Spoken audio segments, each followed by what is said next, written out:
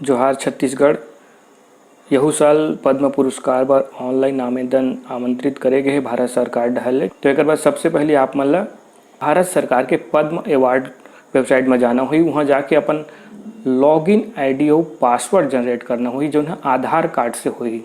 वो आधार कार्ड ले login ID generate करे के बाद आपके मोबाइल में ओटीपी आई, ओकर माध्यम से आप मन वो वेबसाइट में जाके अपन प्रविष्टि ले सबमिट करहु। आप दूसर के नाम के भी अनुशंसा कर सकत हो। तो सबसे पहले ओकर विधा के बारे में, ओकर उपलब्धि के बारे में 800 शब्द में लिखना है। ओकर बाद जिन वो काम करिस, वो क्षेत्र में समाज में का प्रभाव दिखिस, ये लगभग 500 शब्द में लिखना है।